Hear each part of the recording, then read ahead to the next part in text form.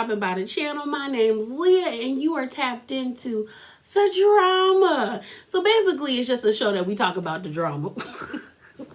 Don't get no simpler than that. So the first thing I want to talk about is the Grand Dame from Real Housewives of Potomac. So they finally released I guess the information about Karen's series, which is not really a series. It's a 2-part special. It will be premiering on April the 17th at 8 p.m. And like they said, it's a 2-part special, and it's called The Real Housewives of Potomac, Karen's Grand Dame Reunion.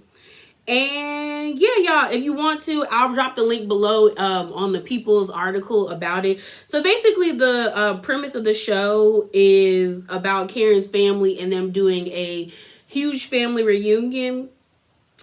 And they're just going to explore the beginnings of the family, like the family tree, and understanding how to take care of the farm and who will get the farm once it's passed down. The reason why I wanted to bring this up is because I'm sick of y'all thinking fan favorites can hold shows.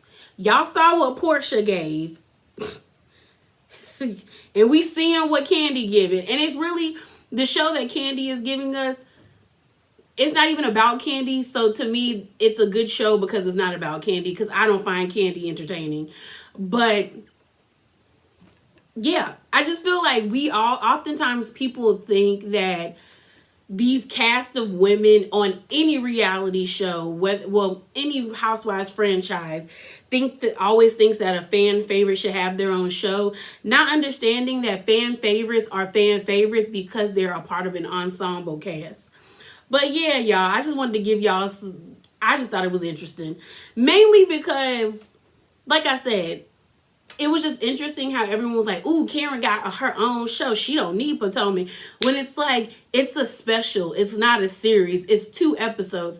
I even said on Twitter, I was like, this better be like 5 hours, not 5 hours, but 5 episodes tops. And I was being generous. And then when they was like, oh, Leah, it's 2 episodes, I was like, that makes sense. Because the trailer was nothing. Honestly, I feel like what the trailer gave, they could have gave that to us in Potomac. Like for season 7, that could have been Karen's storyline. Like it was very dry. Like it was a very dry trailer that I don't like. Y'all be ragging on Kandi's ratings for Kandi and the Gang. Them ratings for that about to be not about to be it. No, ma'am. What we're gonna talk about is it coming out that Nene supposedly called Kandi a coon. And so this is an article from TMZ. So it says, Real Housewives of Atlanta star Kandi Burgess claims Nene called her a racial slur. And she disses on It's Tricky. So Nene Leakes once called Kandi Burgess the racial slur, the C word, what I just said. So claimed Kandi, who says she doesn't understand where the animosity comes from, but she has a hunch. The former Real Housewives of Atlanta star, who now has her own new show, Kandi and the Gang on Bravo, dishes some tea with, I think it's Raquel Harper, on the It's Tricky podcast, insisting her old castmate hurled the term at her at the peak of their feud. Unclear when this happened or what exactly triggered it, but according to Kandi, Nene said their beef has been long documented on reality TV. But when Rod tried to drill down and get to the heart of the matter to understand where all the bad blood comes from, it leaves more questions than answers.